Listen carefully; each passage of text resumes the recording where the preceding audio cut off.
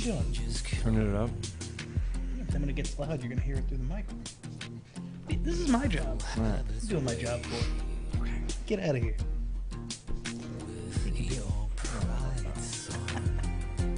I appreciate all your hard work, man.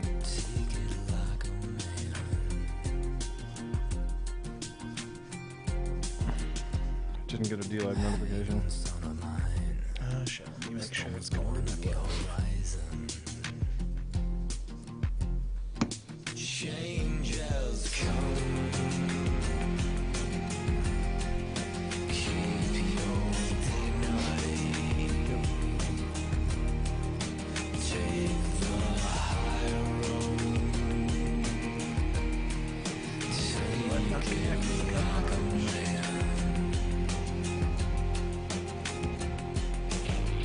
get it. We'll get it. Come on, D-Live, connect.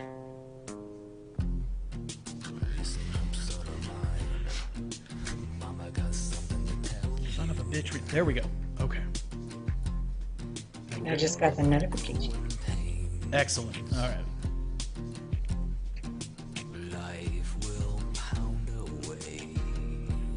Chat. Chat's not. I'm gonna have to keep going. Okay, because I want it to be everybody can chat. Everybody can what? Everybody can chat, not just followers, everybody. Yeah, it should be set that way. Okay. No, public. Alright, here we go. Hey everybody, welcome to the second episode of WagyuWorks. With me tonight, Jane Taylor, teacher in the LA public school system and a union member. So we're going to be talking tonight about education, salaries, teachers unions, number 2 pencils, and what's really going on in the teachers lounge. I think it's booze and Cat Fancy magazine. I could be wrong. That's just my opinion. Jane, welcome to the show. Thank you so much. Thanks for having me. Absolutely. Happy for you to be here. So I think we're going to try to break this up into 2 parts. Tonight we're going to be talking mostly curriculum. We're going to have you back again next week if I don't have a baby, but we'll figure it out. Tonight we're going to be talking about mostly curriculum, what you're actually teaching, the pushes that are happening from the union in order to, I think you're talking about stuff like student-driven education, which doesn't sound as good as it sounds if you think about it for more than 5 seconds. So let's get into it. Let's start where you want to start. Excellent. First of all, I just want to thank you for having me on. Absolutely. Ever since last spring, when I went through this Future Ready training, I've been really moved to share this information with the general public, the shift in teaching practices, and just how much that the district is embracing this globalist ideology. It was really shocking to me. I think the parents are left out of the equation on these big shifts, and they just end up seeing the homework and seeing the different things come home. So never thought I would start it on podcast, and I really appreciate you giving me the chance to be here. Hey, I'm grateful for you being here. Education is something I'm really passionate about. I do have a kid on the way, and I think about this kind of stuff all the time. So Awesome. I do have a couple of questions. Go ahead. So the main reason that I'm so passionate about this is I feel like unions in particular, teachers unions, are so anti-competition that it ends up being a big problem when you have parents that want to push for charter schools, that want to push for homeschooling, basically competition within the free market of education. And I know we're going to get into unions tomorrow night, but again, this is the impetus for me doing that. Is I'm always suspicious of power centers. And, you know, it's not just the power centers and anti-competition for what we were just talking about, but it's also the fact that you've told me that the teachers unions and the schools and the teachers, they're kind of in bed together. So whatever the teachers union wants to do, they're pushing that into the schools, and then that's getting forced down the throat of your kids. So let's talk a little bit about curriculum. Excellent. So just to start out, give you an idea of my experience. I've been in the classroom for over 20 years now. Unfortunately, all with LAUSD. For 15 years, I was a long-term substitute and worked everywhere from Pacific Palisades down to Menlo. So I had experience in a lot of various schools, from really top schools to not so great schools. And for 5 years, I've been a roster-carrying teacher. I work at a very low-performing school that serves an impoverished demographic, And so that's where I work. So to start talking about LAUSD a little bit, first of all, California schools are rated 38th in the United States. Gives you an idea. And LAUSD is the second largest district in the United States, below only New York City. There's 600,000 students.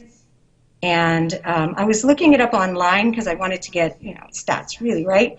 According to backgroundchecks.org, which comes up first in Google, LAUSD is the top 4 out of 5 of the districts in California, which is total bullshit. They say it's because language programs have been added recently. That I have to agree with. There's a big push in LAUSD to have a lot of dual language immersion schools. And that's actually something positive that they are embracing. It really does answer their demographic. 72% of LAUSD is Hispanic, and many of those dual immersion schools are Spanish. So I actually feel that it's positive to know more than one language. And of course, that would also be depending upon your worldview, but from your perspective as a teacher, it's a good thing. Absolutely. I mean, just as to learn a language when you're young is the time to learn it. It's been proven that it increases, brain activity, that when you're able to think in 2 different languages from an early age, you're just able to cross barriers more, and it's better. If you try to learn a language after 12, it's going to be a lot more difficult for you. So to do it early makes a lot of sense. Okay. However, like Public School Review, which may be a little more, reliable, rated USD in the bottom 50% of school districts in California. That's a little more like it. Yeah, the math proficiency is 32%, and the reading proficiency is 43% in LAUSD. Wow. So that gives you a little bit of an idea of, the fact that it's not a great school district. All right, so I've already missed slides because I'm really bad at that, but that's okay. It's okay. So let's go ahead and go to slide number 2. Slide number 2. I believe that's Public this school one. Dun, dun, dun. Is it that one? Yep. Oh, great. This just backs up what I was just saying, that this is the Public School Review site that lets you know that LAUSD is, really not a great school. Interestingly enough, it does say in the top that it's one of the highest concentrations of top-ranked public schools. And that is true. There are some really great schools. Warner is a great school. Pacific Palisades Elementary is a great school. But they're far dwarfed by the mediocre and horrible schools. And also, I would just throw in the fact that being that it's LA, I mean, these are probably not school districts or school systems that are starving for money. So the idea that you can correlate throwing a bunch of money into a school and then that's gonna boost performance, other than the kind of fake boost that you're talking about with the first source that you referenced, which you're an insider, you're telling me that source is complete garbage. So it's just little stuff like that that's you can't just throw money at this problem, because I think we've been trying that for a long time. It doesn't actually make things better. It does not, and you're right. Both of the schools that I talked about are very affluent areas. The parents are extremely involved. Warner specifically is the school that if you teach at UCLA, if you're a professor at UCLA, your child, if they go to a public school, goes to Warner. And the parents rule the school, interestingly enough. And because of that, it's actually a great school. All right, moving on to slide number 3. So there's a practice within LAUSD, and I don't know if it's everywhere. I know it's within LAUSD, and that is that every 7 years, your language arts program and your math program, all the materials are replaced. Everything, your teaching manuals, your manipulatives, what the kids use, your little cards, everything is just thrown in the trash, and a whole new program is implemented. Every year. Every 7 years. Every 7 years. And this is also interesting. We had this conversation as well prior to the show. The interesting thing about that is it's not really in the name of progress, right? It's more in the name. It's all profit. This is all profit driven. So it's not really in the name of making education better or better schooling kids. It's about selling more textbooks. 100%. I mean, it's under the guise of. Right. They'll be like, oh, your kids are not making the grade.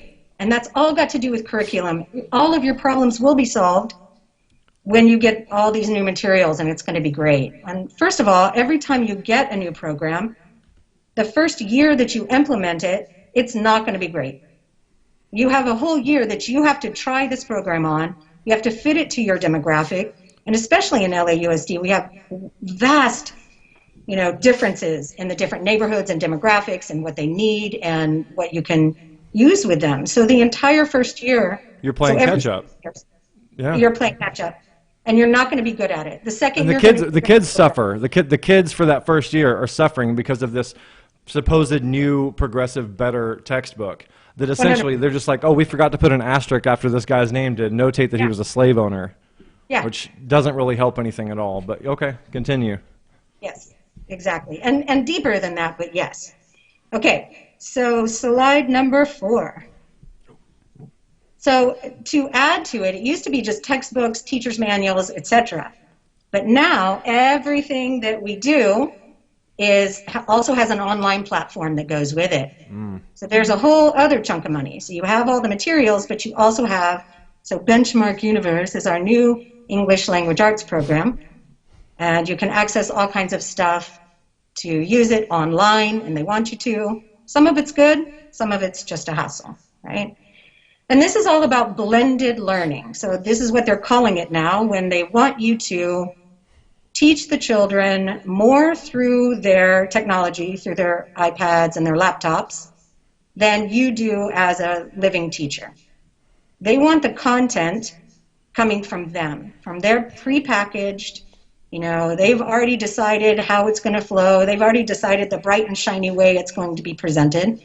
And it's just the first part of moving the teacher out of the way, because the choices are no longer yours. So a teacher is just a glorified textbook reader. Right. You're an aide. Yeah. We're just an aide. That's what they want. And it also, I think because of some of the stuff that they're teaching now, it's a way to remove any kind of context or any kind of 100%.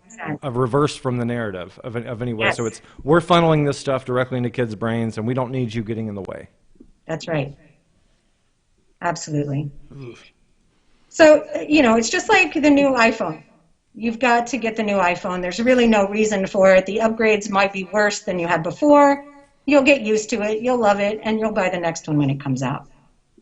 Okay.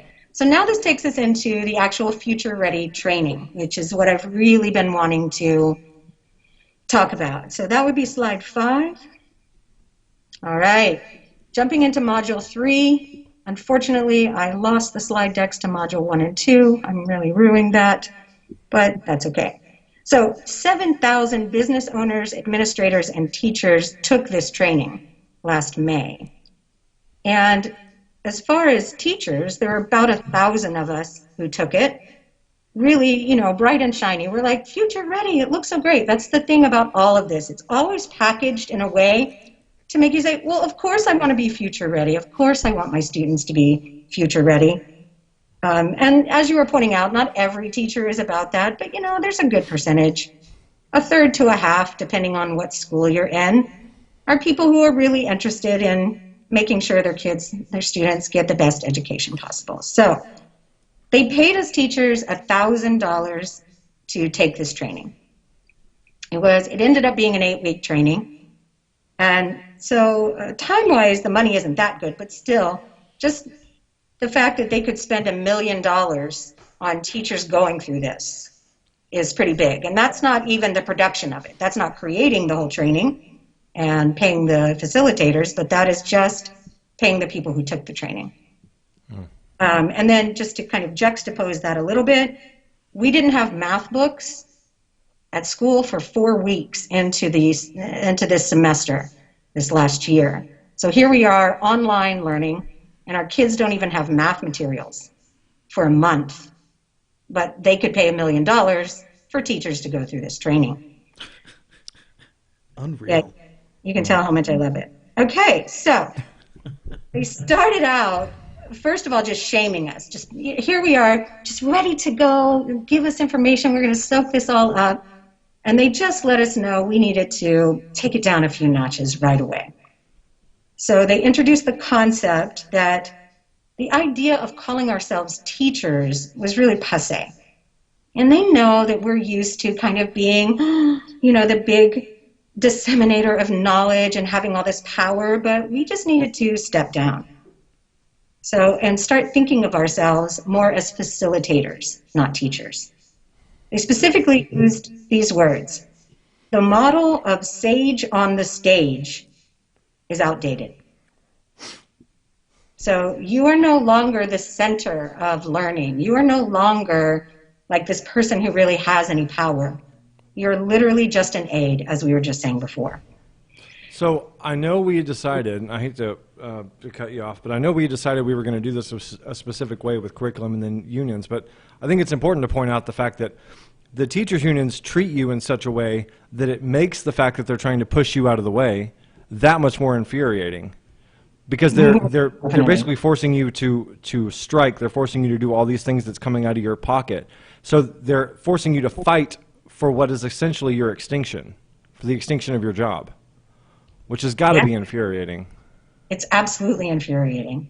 Okay. Especially to people like myself, who I really have a passion for teaching. I love it. I have a background in the arts, and I'm really big on pulling that into the classroom and creating experiences through that. And that's my wheelhouse. So when I do that, I'm not just someone trying it on the side. I come in with real experience. But in this new way of doing things, that's just absolutely, it wouldn't be a part of the equation. Okay. I wouldn't have those opportunities. So to kind of start out, first of all, they want everything done through the Schoology platform.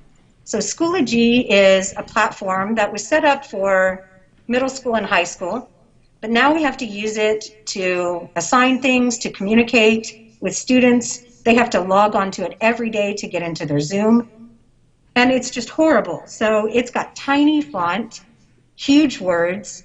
It's absolutely not friendly for elementary school at all, and especially not pre-K to 2. But those students have to log on every day and navigate it. So we are now being forced to do everything through Schoology. And one of the reasons is so they can track everything. In a certain way, that's not so bad. It's like being able to track what teachers do and then see what teachers have good outcomes and, where students are scoring really well. You can kind of see the benefit of figuring that out and then suggesting, hey, you guys should do this because it's working for these people over here. Maybe it'll work for you. But my belief is that it's much more sinister than that. And also, each classroom of teacher, each classroom of kids is going to be made up of a completely different set of kids who are going to be working at completely different levels. So you're going to have to, you should be able to tailor yourself to those kids. But instead, you're having to keep up with the data and analytics that this program is keeping up with.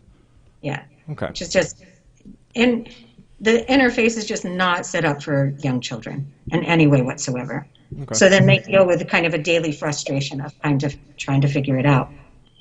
Then on top of that, all apps that we use to teach with have to be UDIPP approved. I'm sorry, I can't remember what that means, but it means that the district has to approve the app, and you have to be able to load the app through Schoology.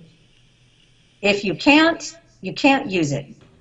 So, for example, last year I was using this great program called EduLAUSD.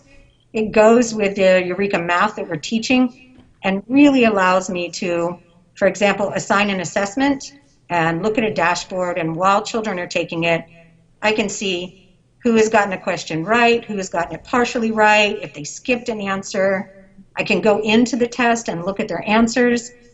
So more than just walking around the classroom, I can really see and assist and help them. It's absolutely a wonderful app. And so we got in this year, and I was really excited to use it with my class, but I was told, no, it's not approved, so you cannot use it. You have to use this math app. Interestingly enough, that math app was not available for the first 3 weeks of school. So there was that. And then, happy joy, just 2 weeks ago, they made this huge announcement just after we've gotten our kids on that app, used to using it, understanding how to navigate. Hey, everyone's going to change to EduLAUSD now. Unreal. Yeah. So now it's approved. because they realized that the one that they recommended before sucked. Right. It wasn't efficient, and it wasn't allowing us to do what we have to do. Now, I have to take all this time that should be instructional time just to familiarize these kids. So they're going to have to, this is also a first ever, this has never been done. They're going to give a math benchmark test in the first semester of school. Absolutely has never been done in the last 20 years plus that I've been working. Why is that a bad thing? Okay, here's why I think it's a bad thing. First of all, it's just really early in the year to do any kind of benchmark testing. Kids are still reviewing what they learned from last year, and it's a really odd time to take away from teaching time to do a really big important test. So there's that. Okay. That's a little bit of my own beef. Here's what's worse about it. We're not being able to control parents helping their students take the assessments. So I have students in class who I know are struggling because I work with them every day and we're working on whiteboards and they're showing me that they have no idea how to add or subtract or whatever it is that we're doing, right? Yeah. So I know what kind of, students take assessments, I know pretty much what kind of grade they're going to make because I've been teaching them and working with them every day. It's not a mystery to me. And yet, some of the lowest performing kids in the class who are not able to do the work or show me their strategies or explain how they're getting an answer, suddenly are scoring 96% on the test when the smartest kid in the class is scoring 91. The kid who's really got this and everything's great, he's getting a 91. There's something up at that point. Yeah. Right. And so then on top of that, I've been told not to talk to the parents about it. What? So, yeah. So my principal is like, everyone's going through such hard times and we don't want to create a bad relationship with the parents. So just don't talk about it. Because I mentioned it to her. I thought maybe she could talk about it. I've mentioned it to whole class. And the first time it happened, I was like, okay, boys and girls, the reason I need you to take the test is the test isn't just about you're good or bad. And as a matter of fact, it's not about that at all. It's a baseline. What it's about is it gives me information as to what I still need to teach. Right. So if you cheat and pass this test, I think you've got it. I'm going to move on. I'm going to go to the next subject. And then you're not going to get it. And when you have the test at the end of the year, you're really going to be lost because it will be a long time, since we've gone over it. So I said, it's really important. I don't care what grade you get on the test. What I care is that you're honest, so I know how to teach you. It sounds like so far that everything you're explaining that the school system is trying to do in order to benefit kids, since you're boots on the ground and you're actually seeing it, does the exact opposite of what it was meant to do. Yeah. So this is what I'm afraid of, is that they're giving this benchmark assessment because we've now had this first semester online, and they're going to try to take these skewed test scores and prove that they're actually doing better, that students are actually doing better. Oh, wow. Wow. And there will be no way that we'll be able to show or prove that it's the actual student doing the test or the parent taking the test for them. Yeah. Jeez. Okay. Yeah. That's my, I don't know, but I'm wondering, why would you do this right now? We're all flailing. They didn't go to school for a third of the year at the end of the year. Yeah. They're nowhere near grade level. So why test them at grade level right now? It doesn't make sense to me unless there's something subversive. And I'm sorry, that's kind of how I feel about it. Yeah, I'm with you. Okay. Omi2 in chat says, these poor kids, teachers won't be essential soon. Education via apps. Yeah, that's what it sounds like. We're about to get into that. They're attempting to phase out teachers. And another point that something we talked about when we had our conversation prior to the show was that I think we were doing really good when we were teaching reading, writing, arithmetic, home ec. There were all the fundamentals that you need, civics, things of that nature, the Constitution, things you need in order to be a good citizen. Yes. But all of this crazy electronic dystopian stuff that's not only hurting kids at the end of the day and teaching them crap that they don't really need, it's also attempting to phase you out. This whole thing seems like a house of cards. That's, like you said, almost subversive, like it's being set up in such a way that it ends up collapsing in on itself. And Yes. that's, I mean, or maybe I'm just wrong. I mean, maybe there's a grand plan that I can't see, but it doesn't appear that way. No, it doesn't. So with this new blended learning model that we're all supposed to embrace, basically what's going on is where kids used to have 30 to 60 minutes a day of screen time that was composed of, like, usually when we have reading groups. So I'm doing a small reading group in the corner of the room. Other kids are on their technology, working on a few things. And then we also use technology for research and publishing. Those were the main reasons that we used their technology before. Well, now it's shifting to a majority of their lessons. They're watching their technology to get the actual lesson. And we're moving to 90 to 120 minutes. And this is not in Zoom. This is projected like in the regular classroom. They now want them working for an hour and a half to 2 hours on their technology, plugged into their computers. Oh, And that's gotta be great for their brains. I mean, that's definitely what we're doing now in Zoom. That, 110 minutes a day is the minimum that they need to be online in Zoom and working synchronously with the teacher. Okay, so we finally get to our favorite slides. First, slide 6. Slide 6. Okay. So as they're introducing this concept that, like, you guys need to step down and, you're not really the center of everything. On the side, they're literally running ads for AI. And many people, there are business people and admins in here, right? So we're looking at that going, oh, you mean like you really want to replace us? Wow. And with this, fabulous looking young lady here, who would not want her? I'd working? rather have a redhead, but, that's just me. Aw, I'm sure you could get that with a few clicks. I'm sure we could change her hair You're gonna color. be able to customize your Absolutely AI no t-shirt. issue. So yeah, that really drove it home too. That these are the ads that are flying by as they're talking about the fact that we need to kind of step down. All right, so let's go to slide 8. I'm going to start now. Everything's going to be based on slides for like the next 12 slides. Slide 8. Is this the one? Nope, it's going to be traditional school compared to factories. So it's got a classroom, and then right beside the classroom, it's got a factory picture. Nope. Nope. Hold on. Almost Well, there. There it is. Sorry. It's He's okay. working on the fly. There we People. are. He's doing a good job. So they flashed this for us. Can you spot the difference? Oh my gosh. And I also want to point out that the word traditional is used many times in this training, really in a pejorative way. Right. Okay, so what you see is a traditional classroom. Oh my God. The children are dressed well. Look, their hair is combed. They're sitting up. How awful. They're Oh my sitting gosh. quietly And with their what is it hands compared folded, to? paying A attention. factory. This is just not the way we do things anymore. That was set up for the, industrial age when that's what their futures were going to be.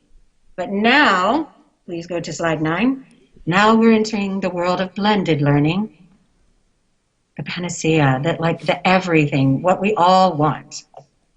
Okay, notice that almost everyone's alone. No one else is with another student. There are 2 moms. There's one person who might be a teacher, could be a mom. And everyone is hooked into technology except the girl saying studying at home. There are people who are barefoot. There are people using their phones. And it's very shiny and happy. Everybody is absolutely thrilled to be there. They're wearing whatever they want. Wait, did you say there's a 2 moms picture? Well, no, there's a mom. We're not there yet. So sorry. Oh, that's in our textbooks. Don't worry. But sure it is. there's a mom in the lower corner. There's a mom in the upper right corner, but not a teacher. There's only one frame that shows a person who might be a teacher, and that's in the bottom right. That might be a teacher, but it could be a mom as well. Yeah. So in other words, who's missing from this picture? The Teachers. teacher. Yeah. Also, what's missing from this? Any kind of posture, any kind of, we're all focusing on something together. And so any unity is out. There's no, we're kids in a classroom together. There's none of that. I mean, the one the one top row, third picture, maybe it looks like she's studying, but the rest of them, it just looks like they're, Watching what you would YouTube. picture Who a knows what kid they're with a doing? computer would be exactly. doing. Yeah, exactly. Exactly. So then this brings up another good point is you got kids, your parents at home that want to try to break their kids of screen time, especially more traditional parents. Yeah. And then they're having the school tell them, no, as a matter of fact, you want them to have more screen time because that's how we're going to pipe all this stuff into their head. This is good for their education. The more screen time they have, the smarter they're going to be. Yeah, keep them hooked on the screen. Unbelievable. Keep 'em in. Yep. Slide 10, please. Slide 10. Okay. Is that oh, here we go. This is Got the it. COVID timeline. Okay, boom. Oh, look how nice. Okay, so here, this timeline, it shows historic things that have happened from back in the day when there was no universal high school. Oh my gosh. Civil Rights Act passed. Oh my goodness. All these bright and shiny things that have happened. IDA, students with disabilities really get paid attention to. And what do we have as the last, like the crown, like where we finally come to? That the COVID-19 pandemic, quarantine orders, now all school districts are closed and we are starting blended learning. Wow.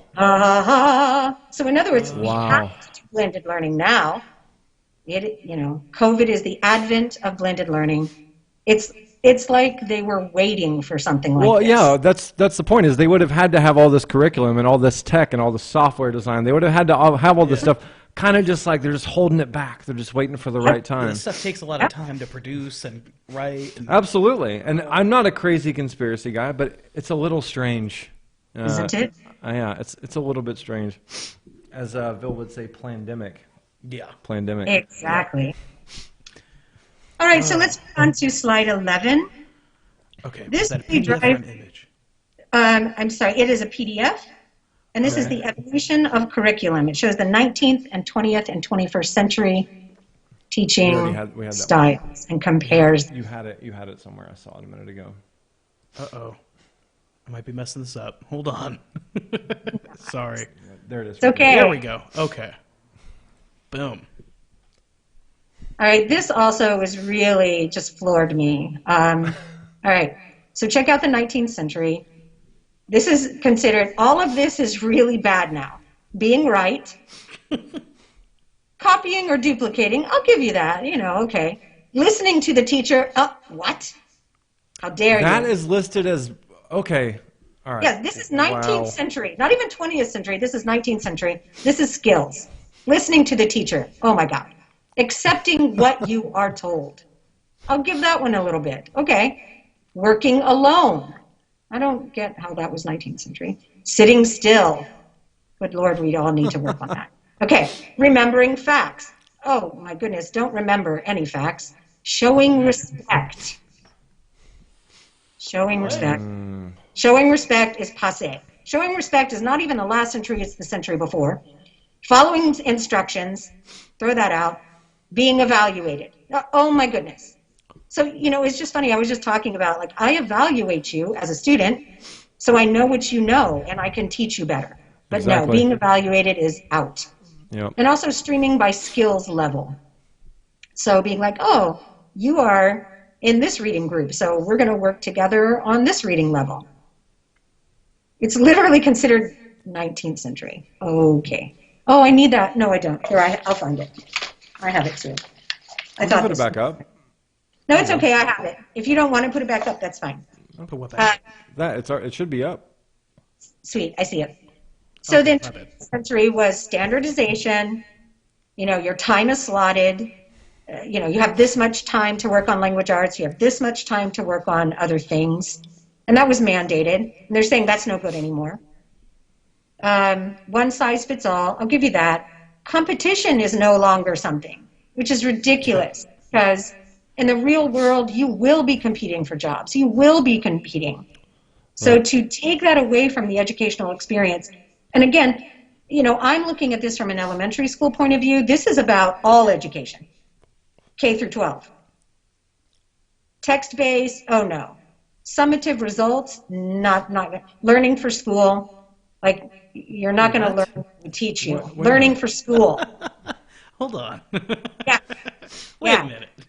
Wait Yeah. a minute. Check the teacher as expert. Notice that that is in the list of things that, that was about acquiring knowledge, but Yeah. anymore, that is just not what we're about.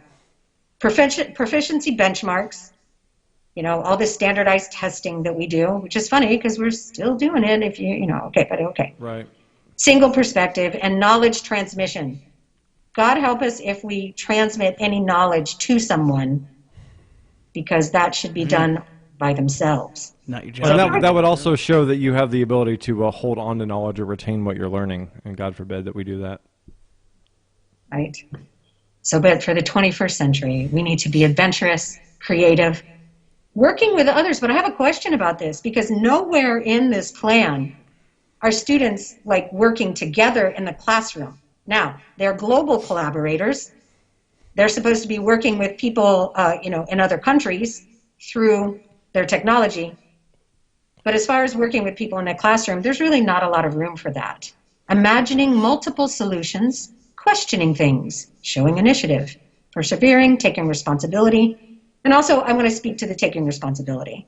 Because what they're really saying is, in this blended learning, student-driven new heaven, they're saying that students need to set their own pace. They need to say, you know what, I'm going to be able to get to this goal mark by this time, and I'm going to set that goal and monitor myself along the way. If I don't get there, that's okay.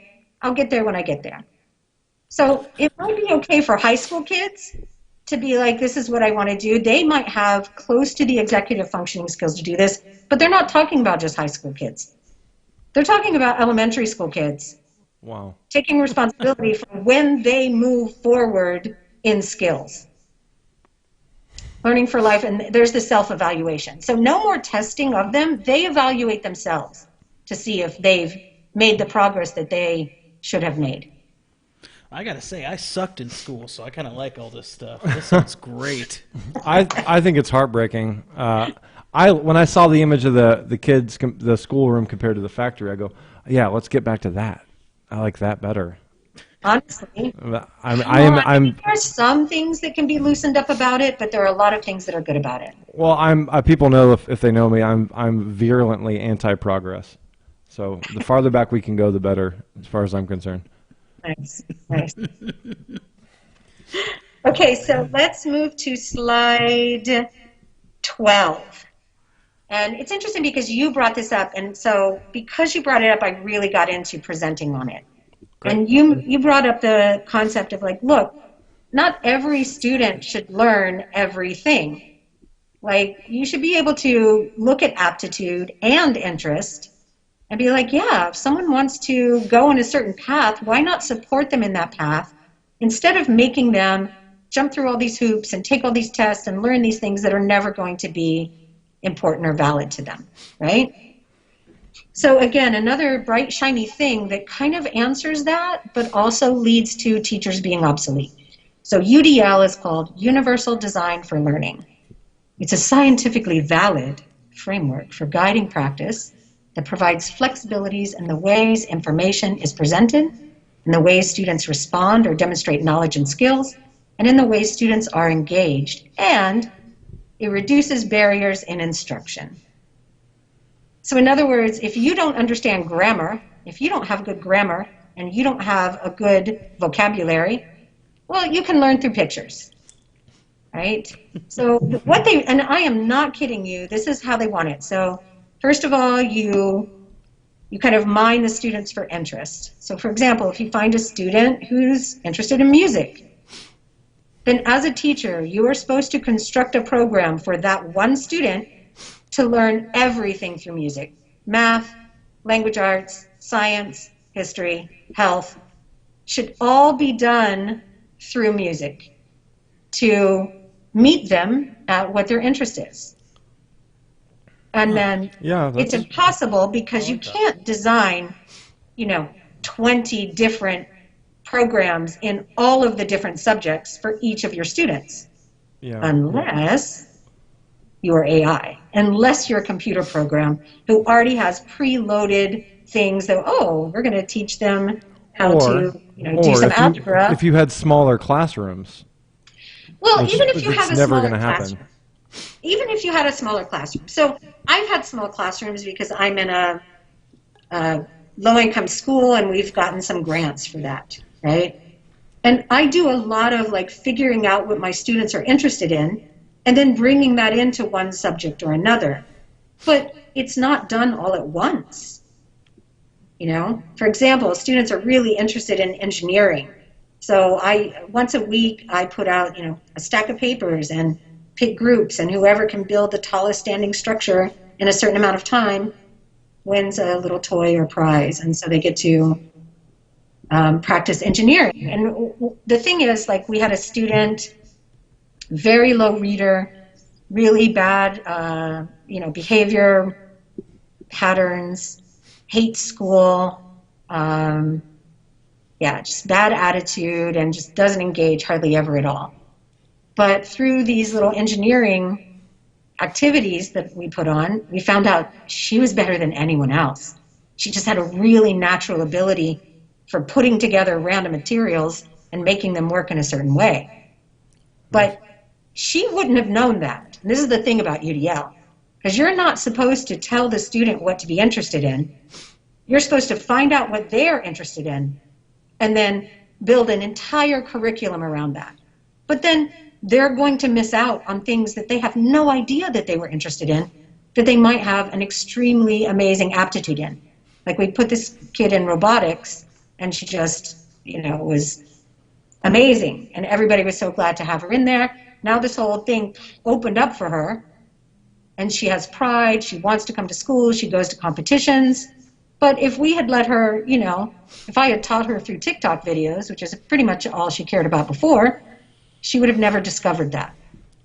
So that's a rarity, right? Like being able to turn a kid's mind on like that to something that they're super interested in, that's exceedingly rare, is what you're saying. You're saying because of the way things are set up, she would never have been able to figure that out had this not happened the exact way that it happened.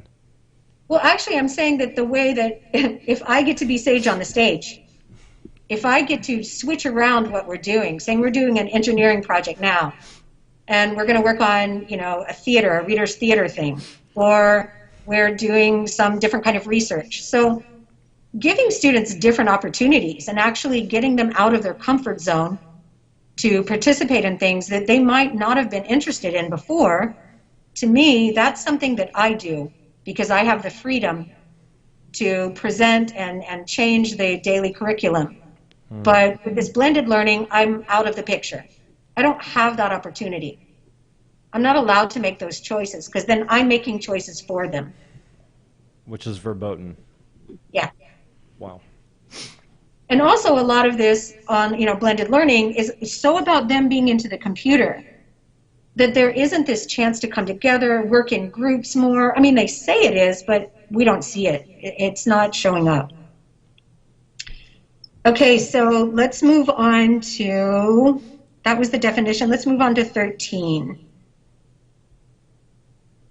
Getting there. Love it. Now, that is 14, but let's stay there. Okay. Let's go ahead and stay there, and we'll go to 13 right after it. So this is just showing you, they're comparing UDL as a buffet. Then the way we've been teaching for the last 20 years, which is to try to not teach only to the center of the class, separate people into groups, give gifted kids some challenging things to work on, identify them, give them some things that's going to take them above grade level. Take the kids who are not doing grade level, pull them aside, give them some extra attention and support where they need it. That's no good. That's just short order cooking. And then, again, the pejorative traditional teaching, how dare you, is just like a casserole. Okay? So more and more ways to just prove that UDL is everything, and even the way we've been doing things for 20 years, which we've been told was everything, that's no good anymore, and it definitely is much better than, traditional cooking. Wow. So, unbelievable. I'm a big fan of casseroles. Casseroles are amazing. They are. Okay, now let's go to slide 13, which is the kids in front of the fence. And we've all seen some it's different. the communism slide. Yes. Yeah. Dun, dun, dun. You said it. for me. This slide is actually a meme that gets shared in the left wing in far left circles, trying to explain to people who are new into the flock how equity works. You know. Yes. Yes. So this what we're looking at is we're prefacing the difference between equality of there's a quality of outcome, which is equity. There's a quality of opportunity, which is what we want to do in a lowercase liberal society, right? Yeah. So that's the way things are. Now, communism is the equity thing, and then let's get into the liberation part. I can't believe this is being taught in schools. I'm actually kind of angry that I'm looking at this right now. Yeah. This is really huge. Okay, and what I want to, I mean, we're all familiar with this, but it's just supporting what we've been talking about and how they're trying to compare. Yeah. The new shiny thing is just a million times better than anything that's been before. In this specific one, I want to point out the fact that in liberation, there is no fence. Right. But there's a reason for the fence. Absolutely. So if someone hits a ball into the outfield and your kid gets beamed in the head and has, brain injury, well, they were at least able to see the playing field. So my point is there are reasons for barriers.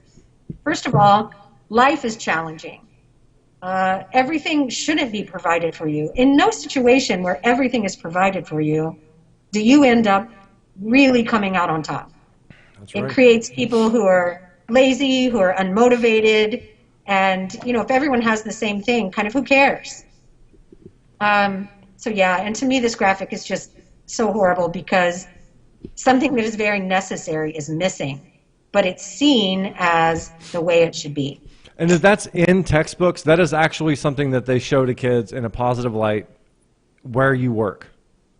Yeah, this is from the training, but this is I absolutely... thought that was just a meme. This is absolutely being fed to them to show them, like, we're going to help remove the fence for you so that you can have just as good of a life as anyone you've ever imagined, no matter whether you try or don't try or put any of yourself into it or not. That's not fair. Everything should be made available to you. To your point, every human being needs struggle. And the sooner you learn that, the better, because that's how you figure out what you're made of. Figuring out what you can overcome, what you're good at. It's important to run into obstacles because then you figure out how to get around obstacles. It makes you smarter. It makes you more competitive. It makes you better at navigating life. It's literally how you learn. Yeah. Wow. I'm shocked. Actually, It's some of the stuff. I tell my I'm trying not students- to get mad. I'm trying not to get mad, but I'm I a little appreciate upset. that you are. I tell my students that when they're struggling, that moment when they don't really know what to do, but they're working hard and they're not giving up, and that frustrated feeling, I tell them that they're growing brain cells. Exactly. That's what they need to do. They need to get there and then find a way to get through that, and then they're like creating more brain matter for themselves. And the more that they struggle and succeed, no matter what the level in the classroom, then when they get into real life and stuff happens to them, they're going to be applying those same principles, those same skills. And when bad things happen to them in life or difficult things happen to them, they're going to go, no, I've got this. I just need to keep working. I just need to figure it out. And Which that's is exactly why they want to phase you out, so you can't teach them that. absolutely. They don't want them to have that sense of the fact that if I keep self-responsibility, personal responsibility. They want to phase that out. take that out. Take that out of the picture. Okay. All right. Okay then. So let's move on to slide 14. Okay, I believe that was this one. Yes. Haha, got it That's right. okay. Nailed it. That's Nailed it, okay. bro. Keep it up. We're going to go with that anyway. Damn it. Oh. These are the options. Shit. That's okay. Keeping it's you on okay. your toes, Jane. We want you to struggle a little bit. We want you to grow It's good brain for you. cells. This is It's good making for you you. a stronger person. I'm creating brain cells right now. Okay, so in UDL, I want you to, this is, what they're letting us know. These are children's options. Notice that, okay, so ebooks, audiobooks, news reports from News ELA, which is from online, podcasts, movie trailers, learning games, which are online, digital graphic organizers, academic learning websites, learning videos, Brain Pop. Brain Pop's actually really cool, but it's exactly what they want it to be. It's so easy. It's so bright and shiny. Why even create a science lesson? Just put on the Brain Pop video, let them take the quiz, let them interact with a few other fun activities. Boom, you can just sit in the back and just kind of let it happen. It's like when the teacher's hungover when they come to class. And Yeah, they play they put on a video. That's just every day. Yeah, but the thing is, you want them to be making batteries out of potatoes. You want them to be pouring baking soda and vinegar into into little volcanoes, building dioramas. There was so much cool stuff I did when I was in school that I remember that I just can't believe that's all going to be going away. I mean, the amount of fun that I had as a kid who was interested in science, in a science class, getting to do all this stuff hands-on. It just filled me with it just thrilled me, and it was so much fun, and I just can't imagine that being taken out of school. Remember. That's what you remember. You remember the potato, right? You remember the exploding volcano. You forget the grammar. That just kind of goes in one ear, and you pick it up as it goes. But the things that you remember are those experiential lessons, or those things where it is really hands-on. I was in a weird transitionary phase because I went through public education for most of my stuff, and my 8th grade middle school woodshop class, woodworking and stuff, was the last year for it. After that, they deemed it unnecessary to know how to use tools, do stuff with your hands, learn to be ridiculous. I got to I went around from class to class with 2 candles, and you would have one candle lit, right, and then you would blow out the other candle, and then you would jump the flame and hit the smoke, and it would light the other candle. Amazing. It's amazing crap. Like, I could do that right now, and I'd be blown away by it. I mean, that's so much fun. This is all such a bummer, and I'm so glad you're talking about all this, because I think it's important for people who are going to have kids, or even people who care about kids at all, to know what's happening in schools and how much different it has been and how much different it's going to be. And this is all it's just heartbreaking, and it's rage-inducing, and I know we're not done here, but I just wanted to say thank you. It should be. No, I appreciate your input on that. Okay, I'm going to divert just a little bit. So I've had this fantasy that, in elementary school, we make sure you know basic grammar, that you know basic math. You can add, subtract, multiply, and divide. Basically, if you go to the grocery store, you're going to be able to tell if someone's ripping you off or not. Okay? Really basic stuff that we should be covering in elementary school. Yes, and that's still really pertinent. But once kids hit middle school, first of all, they get blasted with hormones, and then we try to ramp it up, and we try to teach them algebra and all these subjects that require, interestingly enough, a huge amount of memorization and application, but their heads are just not in the game at that moment. And I really think that during middle school, not 6th grade, maybe 7th, 8th grade for sure, it should all be shop, home ec. It should all be hands-on, just 100% hands-on. Like some real life skills. Yeah, and as a matter of fact, companies like restaurants and printing companies and things like that, they should take on these kids as apprentices and let them do things that as middle schoolers they're absolutely capable of doing. And watching the process of a business, having to show up on time, needing to get along with people and be a team player who might not be your favorite people. Right. And really actually spending a few years, say, hey, maybe I'd like to be a chef. So they get to go work in a restaurant. Maybe in 2 years they're like, this is my passion. This is everything I want. Maybe in 2 years they're like, I was wrong. Because I don't know about you, but I went through a few iterations as a young person, being like, oh, let me try this on. Maybe I like this. I don't like that at all. Every kid does try that. Something else. It's incredibly important. You've got to figure out who you are. Yeah. I want everybody in the chat to, first of all, just quit being creepy. Why are you being creepy? I don't understand. Oh, I'm glad I can't see them. It's not important. Do whatever you want, but why? There's a reason we don't have chat on the screen here. This lady is a teacher. I don't understand. That's not sexy. Teachers? No one's ever thought about that in a sexy way. Never.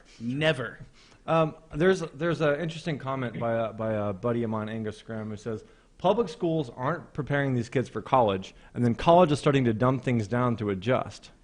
Yes. That's pretty interesting. Oh, and then let me speak to this, which is not on the list as well. So Last year I was a part of a math cadre, it was kind of a good idea. So elementary school, middle school, and high school teachers came together to kind of observe each other's classrooms and get an idea, like, what do you teach in elementary school and what do they teach in middle school and high school? So we can kind of connect things more. I mean, that's the dream. Yeah. And I met this amazing high school algebra geometry teacher, Scottish guy, had a great accent and everything, and you could tell he's just really passionate about teaching. And so they've come up with this law now. It's not just in colleges. So you no longer need any pre-courses in high school to take any course that you want. So he's having kids come into his Algebra 2 class who have never taken Algebra 1. What a great idea. Yeah, it's ridiculous. And then he's the one who gets shit when they're not making passing grades. And so he's forced to not be able to teach the curriculum that he's planned to teach because they don't understand it. They're never going to be able to get there without going back to basic algebra. But his hands are tied. And then when his students don't pass, he's the one who looks bad now. Wow. So that's happening in high school now, where you can take any class you want. You could take calculus and not have had algebra 1, 2, or geometry. No need for fundamentals, guys. Just throw you to the wolves. Yeah. Jeez. Just ridiculous. Okay, so let's try to jump back in and finish these UDL slides. Okay. So slide 16 should be engagement related. So engagement, UDL engagement. Oh, I got that one. There we go. What? Nice. There we go. You got it. I was just making sure. Okay, so first of all, engagement starts with relationships, right? I want you to look at what this child is having a relationship with. Yeah. Right. She's having a relationship Wow. with technology. How do we provide options that help students feel welcome and valued through technology? Maybe human Create a connection. safe, respectful, and predictable learning environments for all students through technology. Right. And the engagement, actually the big part of engagement is like recruiting. So you're supposed to, through engagement, you're supposed to find out what they're interested in so that then you can shift everything through that, absolutely everything through whatever it is that they're interested in. All right, that's the first part of UDL. The second part of UDL is slide 17, representation and resources. Yes. That one? Yeah. Yep, you got it. So what options will my students have to learn the knowledge skills? What resources will I have available as options to help them activate their background knowledge? So background knowledge is a big thing. It's been a big thing for the last 20 years. But we used to use it in, okay, we're about to tell you a story about Thanksgiving. So what is your experience with Thanksgiving? You know, do you have a traditional Thanksgiving at home? Do you have turkey? Perhaps you don't. Perhaps you eat something else. So before you give them information, you ask what they know about it. You figure out what their background knowledge is. And that helps kind of ground them in what they know, makes them feel a little more confident. And then when you talk about things, it's building on that. That's very positive. But the way that it's set out is if they don't have background knowledge on it, you literally can't teach it to them. So if it doesn't meet them in their culture, if it doesn't meet them in their previously understood views of the world, it's useless. Is it because that could be offensive to students with different cultural backgrounds? Is that the reasoning? I mean, that's kind of the reasoning. But and the other part of the reasoning is you make people feel stupid if you try to, oh my God. That's all I'm going to say, okay? Yeah. But yeah, it's that you make students feel stupid if you try to talk about something that they have no concept of, which again is ridiculous. Yes, should you be sensitive to their cultural differences? 100%. But should you never introduce them to something that they've never heard of before? That's ludicrous. Or allow them to feel uncomfortable for any reason at any point in time ever. That's what it is. Yeah. Never make them uncomfortable. That's just bad. Great. Which again is bizarre because life is about, in life you're going to be made to be uncomfortable. And if you can't deal with that, you know, for example, we have gifted students, and I don't think they should be told they're gifted in elementary school. They don't have the skills to be able to understand that. So when you tell them they're gifted in 3rd grade, and they know that most things are easy for them. So when the teacher teaches something, they're like, yeah, I know how to add, I know how to subtract, I got this, I've heard about that science, you know, it's a scientific concept and everything. Yeah. So they're skating along, everything's easy for them until it isn't. So, for example, I taught 5th grade a few years ago. There's this brilliant kid who just high achieving in absolutely everything. And we get to a math concept. I wish I could remember what it was, but it was just outside of his wheelhouse. And, you know, I'm asking him to explain his strategy, how he's going to go about solving this problem. And he's destroyed. And he just got red and started crying. Yeah. And then had to deal with being shamed for like 3 weeks because he was crying in the classroom. Right. Yeah. But he did not have... And what's crazy is students who don't do well, but they get used to being told, okay, nope, that's not the right answer, try again. They actually end up doing better in middle school because they've developed the skills to be like, okay, I didn't do well there, but I know if I just keep applying myself, I can get through this. So this is kind of growth mindset. But they take it in. So students who are kind of low to average performing are used to being told that they're not brilliant and that things just don't come easy. And those kids who are told very young that they're brilliant end up really falling down once they encounter challenges, being uncomfortable, things like this. So we need to practice those things. We need to be put into situations where we're challenged. Period. Well, otherwise, and you can see all of this stuff manifested in real life if you just look at any of the videos you've seen of any college protests over the last, since, I don't know, 2014. All of those kids are a result of this kind of schooling. This is why there's cry bullies. This is why they need safe spaces. They've never been forced to confront the fact that maybe they're not good at something. Maybe the world is tough. Maybe they have to work a little bit harder. Maybe things aren't just going to be handed to them. You end up with an entire generation, and then generations after generations, that are physically, mentally, emotionally weak. And then somebody said in the chat, which is a great point, that they'll be confronted, or when they're confronted, they're going to crumble. Exactly. You're creating automatons that don't have any value or any strength. This is not how you build a good citizen. This is not how you build a productive member of society who's going to do anything on their own, have personal responsibility, be an entrepreneur, better the country in a way that, in any feasible way that would be good for any sort of tradition or the West as we see it now. This is the destruction of the West through the indoctrination of our children. I agree. And somebody's got to stop it. Why don't you stop it? Do something about it. I'm ready. Yeah, I'm going to be leaving LAUSD pretty soon. I want to start my own old school. And, you know, it'll be elementary. So, I mean, I see a lot of this needing to be implemented in middle school and high school.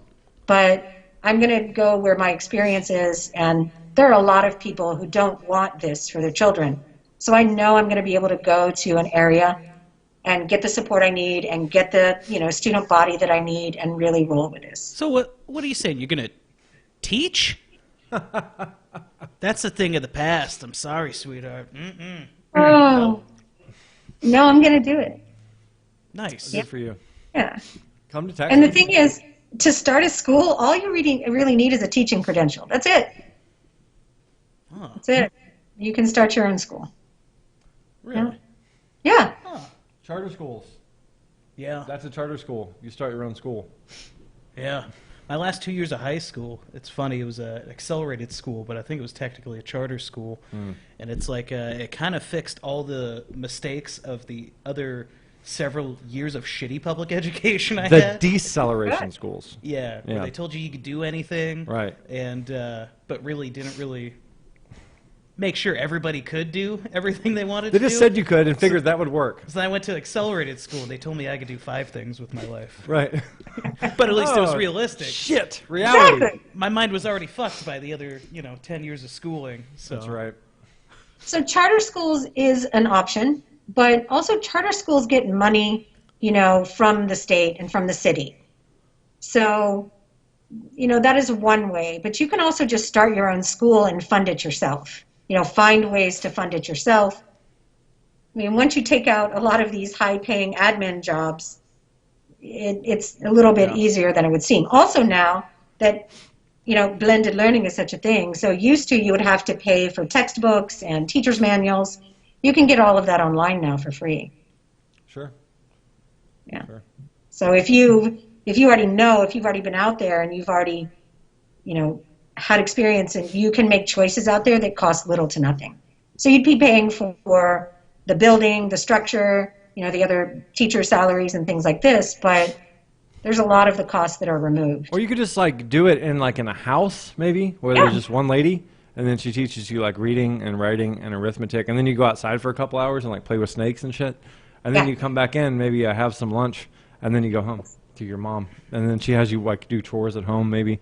Let's just do that. I want to get rid of your job, but for different reasons. I just want to go back to the let's just do things the way we used to do them. Jane, I want to apologize to anyone who you brought to watch the show. Most of our chat is from Thunderdome TV. Yeah. So They were warned. Why don't you guys, for those of you who are new, why don't you throw us a follow, come back, and then class this joint up? Yeah, because there's just some reprobates in this chat that riffraff in the chat. I denounce every single person. We need a balance. That's giving you a hard time. I was warned. I'm so glad that I can't see it. It's better that I can't see it. I'm sure I'll hear. It is much better. I'll hear. Shades off. Maybe you could read it. Oh no. Okay, so before I go on, actually a friend of mine was really behind this. We were like, what about having a school here that you don't even need a schoolhouse? You just need a van, and the entire city could be the classroom.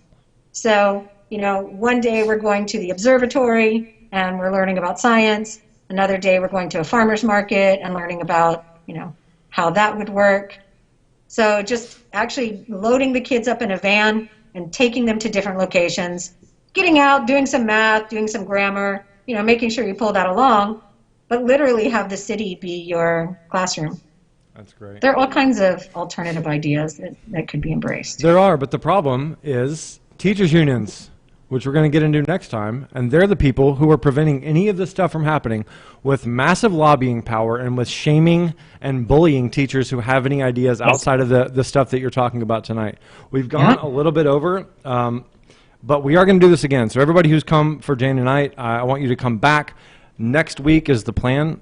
Next Thursday night, after Thunderdome TV, about 7:30, we'll be back on. We're going to be talking. We're going to finish the slides that we have, and we're going to be talking about teachers unions. We're going to be talking about all the corruption and all the weird stuff that's going on there, which is really that's my wheelhouse. That's what I'm really interested in. So thank you, everybody.